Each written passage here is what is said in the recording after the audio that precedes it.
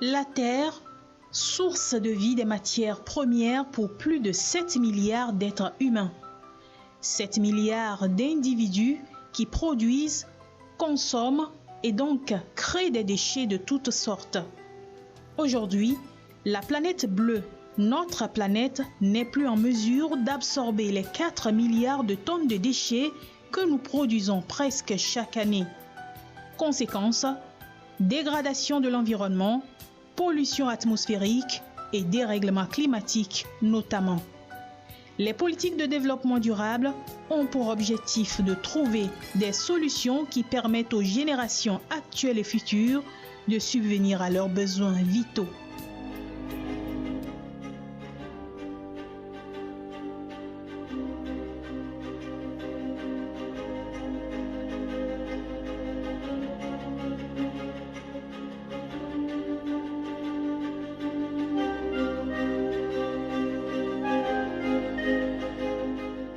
Au Togo, la problématique de la gestion des déchets reste l'un des défis majeurs.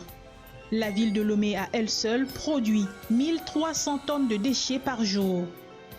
Le convoyage au centre d'enfouissement technique situé à Képé d'une tonne de ces déchets coûte 12 000 francs CFA au district autonome du Grand Lomé.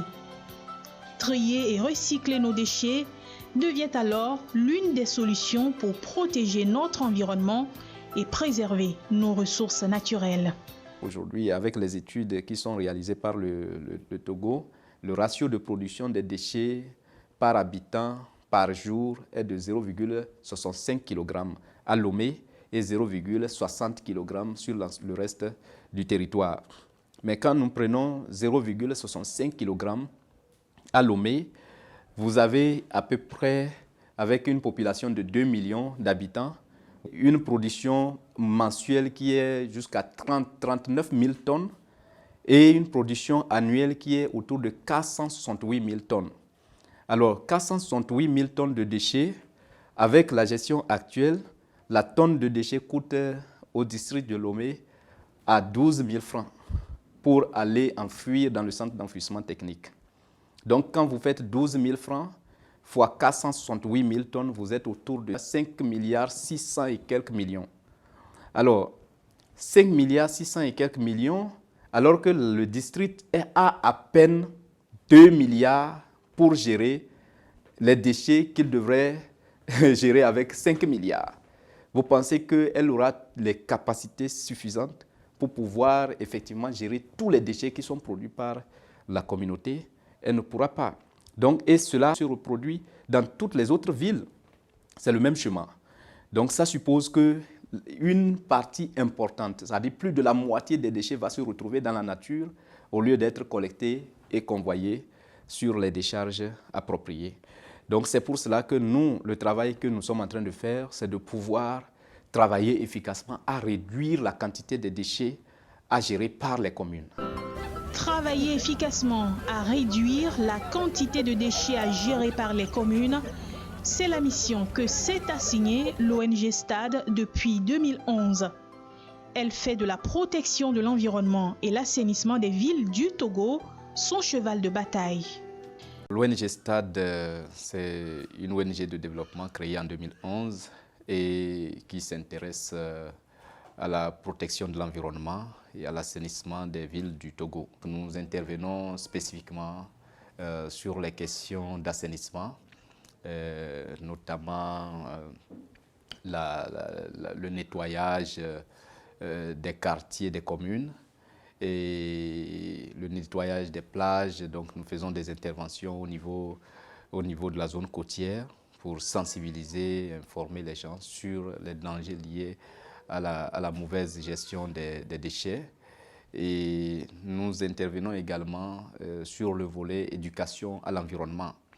Donc le volet éducation à l'environnement, c'est d'amener les plus jeunes à une prise de conscience au niveau des écoles pour que demain on puisse avoir une génération qui est capable de pouvoir prendre au cœur les enjeux environnementaux et de pouvoir poser des actes qui sont conformes aux actes civiques en matière de gestion des déchets, en matière de protection de l'environnement.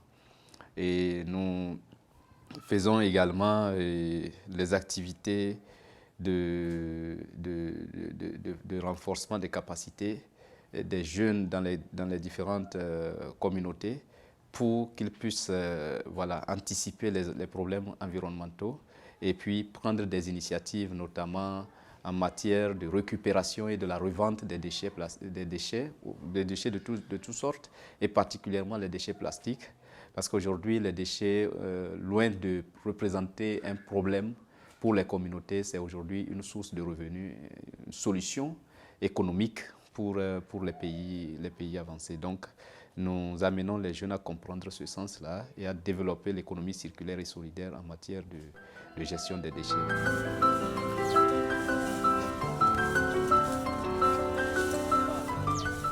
Trier les déchets devient donc impérieux.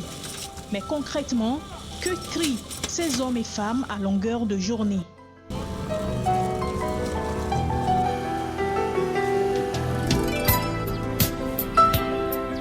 On trie les sachets de pure water, les plastiques, et les boîtes de tomates et les canettes. On trie les évians, et puis on trie les canettes, les boîtes à tomates, et puis les plastiques de pure water. Pour les boîtes de tomates, c'est à 50 francs le kilo. Pour les pure water plastiques, c'est à 75 francs le kilo. Puis pour le canette, c'est à 350 francs le kilo. Les plastiques, par exemple, on vend à 100 francs le kilo. Les fers, parfois, ça monte, ça diminue. Des fois, c'est 75, des fois, c'est 100 francs.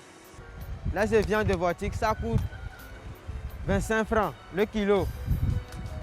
La fer, ça coûte 100 francs le kilo.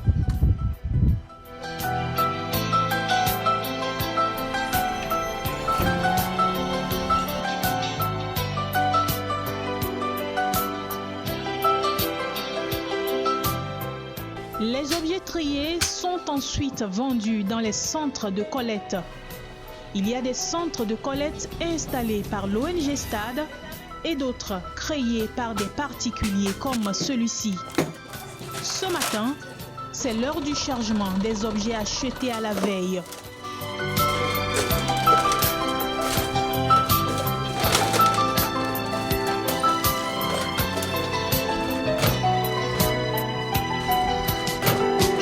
Si on amène, on trie ça d'abord, voir, parce que les matières même, ce ne sont pas les mêmes. On achète les plastiques même, mais il y a des robas, les bidons, tout avant. On trie ça avant de payer ça. Les prix varient aujourd'hui, demain aussi, et nous aussi, on prend ça comme ça. Si on nous dit les prix sont montés là, on augmente, si les prix varient, quoi. On achète pour garder la ville propre. Quand les clients viennent avec les matières, nous, on vérifie pour voir les matières que nous on prend, c'est ça qu'il a amené. Si c'est ça, maintenant, on passe au triage parce qu'ils viennent avec les mélanges. Donc on prend les matières par catégorie et on passe au triage. On prend les sachets de pure water, les boîtes de conserve, les canettes, les cuivres et les aluminiums. Par exemple, si on prend le prix de pure water, c'est à 115 francs le kilo. Les canettes sont à 400. Et maintenant, les fers, c'est à 100 francs. Les boîtes de conserve à 50 francs le kilo. Donc, après les achats, nous convoyons les matières à l'ONG et c'est à l'ONG de s'occuper du reste.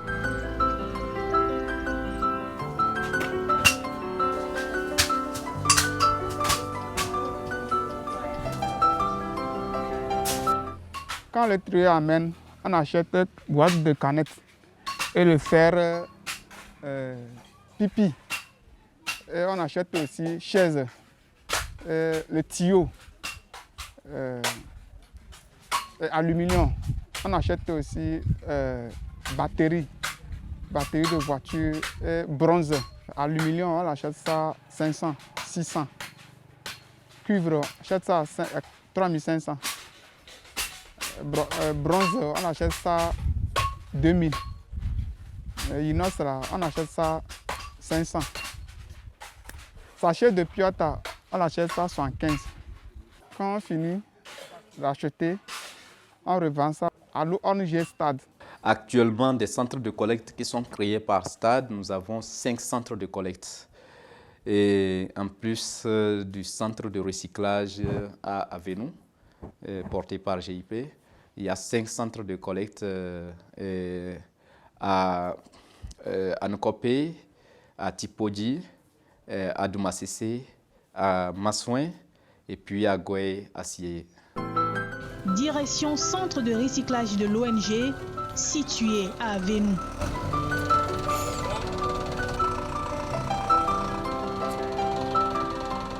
Tout commence ici. Après décharge, stockage pêle-mêle.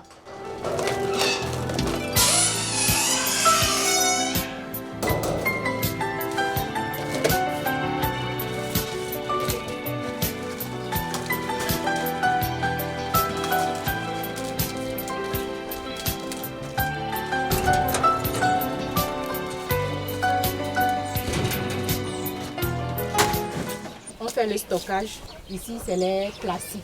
Par rapport à l'acquisition des matières, nous avons des centres de récupération sur lesquels les ménages, les chiffonniers et les trieurs vont nous vendre ça et que nous, on va maintenant pour récupérer, pour apporter ici.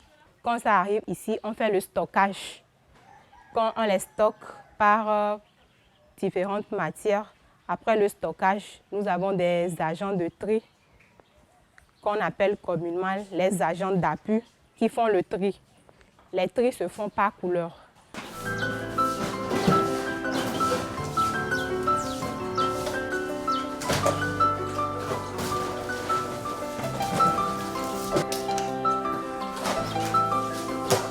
Mais que deviennent ces objets triés? On parle alors d'une éventuelle seconde vie. Kadidiatou nous en dira mieux. Après le tri, on fait le broyage. Nous avons une machine qui broie les matières qu'on a triées, qui les broie aussi par couleur. La machine a un système de lavage automatique qui lave immédiatement les matières pour que ça soit propre.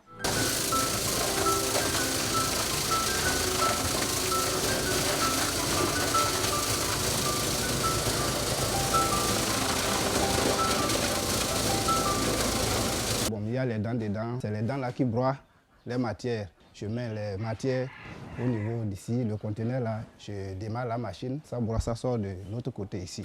Et par après on trouve les produits finis, c'est ça qui sort de l'autre côté.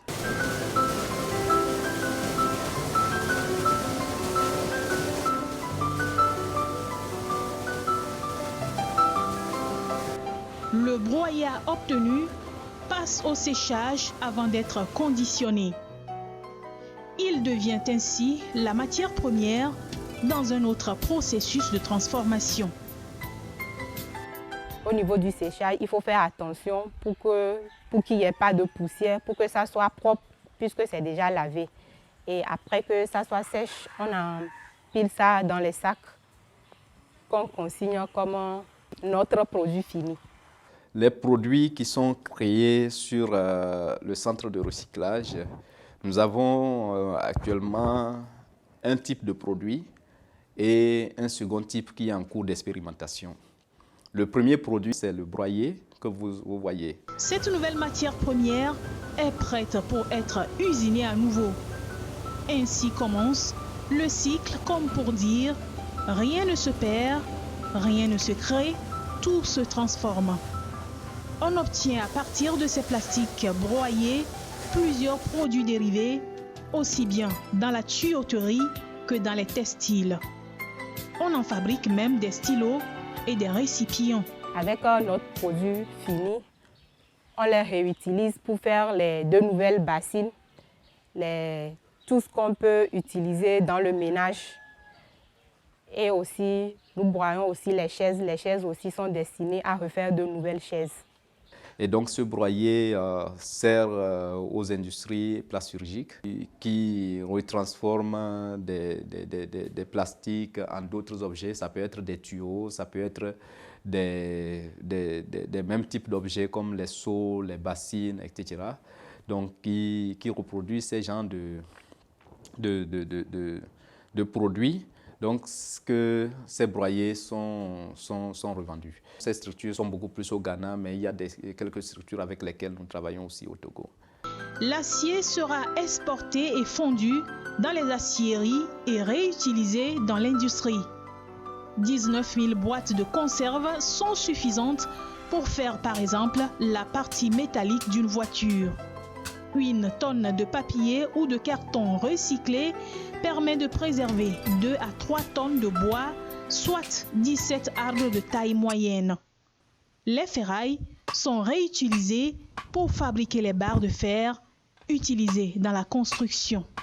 Les boîtes de tomates, on prend ça pour refaire les marmites, les canettes, les plastiques, les seaux cassés là, on prend ça pour refaire.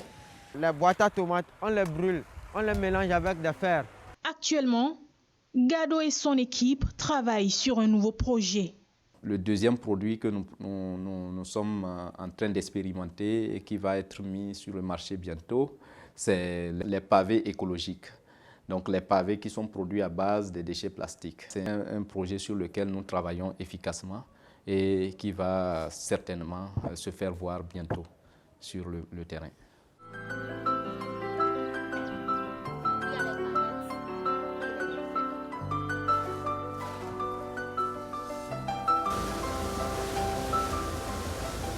Les idées sont bien innovantes pour contribuer à la protection de Dame Nature. Chaque année, l'ONG Stade traite plus de 1500 tonnes de plastique. Autant de matériaux permettant d'économiser la matière première que nous offre la terre. On trie les plastiques parce qu'ils ne sont pas dégradables. Et puis, ils salissent la nature, ils polluent l'environnement aussi. Ça donne les eaux sales là, qui donnent les moustiques beaucoup et puis ça donne les maladies aussi. Les plastiques empêchent l'eau de rentrer dans le sous-sol et quand il pleut, ça cause des inondations. L'objectif de l'ONG, c'est de pouvoir donner une autre allure à l'environnement, recycler ces matières-là et pour pouvoir donner une autre forme à la ville de Lomé. Du tri sélectif au recyclage, on enregistre beaucoup d'acteurs. Ménages, éboueurs, trieurs, gestionnaires. Et chacun trouve pour son compte.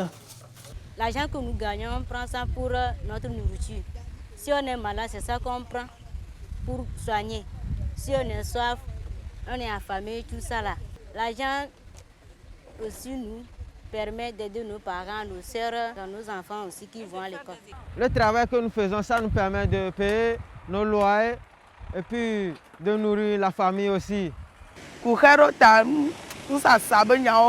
Gado nyawo va vɔ mi do ga mi me kpɔ nke mi asɔ tso mi sa nua vɔ mi me kpɔ ga ke mi asɔ tso fia va mi kpɔ be ke mi va le tsa nua mi te va le tu efe wɔn yena be mi te va le tsɛ mi sɔ amewo va na va ƒle ne le mia gbɔ kpa mi sɔ le tu efe kɔ kpɔ na mia viwo gbɔ le aƒe me mia viwo dze dɔ mia ŋutɔ tsa mi dze dɔ miabe ƒome ɖe dze dɔ mi te kpɔ na wo gbɔ.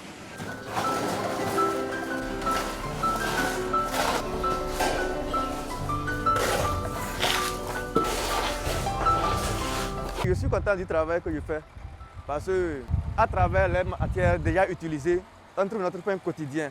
Et non seulement ça, on contribue aussi à la protection de l'environnement avec ces matières-là aussi. On achète et revendre là, c'est un métier que moi j'ai fait pour nourrir ma famille. Et je suis content de faire ce travail aussi.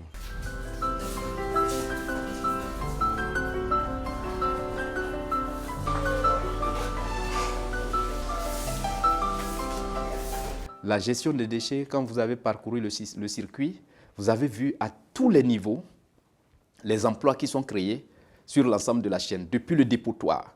Donc normalement, ça devrait commencer depuis le ménage qui produit le déchet. Puisque si les ménages font le tri sélectif, et avec les différents types de poubelles, en mettant les ferrailles par ici, en mettant les plastiques par là, en mettant les déchets organiques par là, en mettant... Donc chaque acteur de valorisation devrait venir prendre ce qui l'intéresse et à les gérer. En ce moment-là, la mairie n'intervient plus dans les coûts.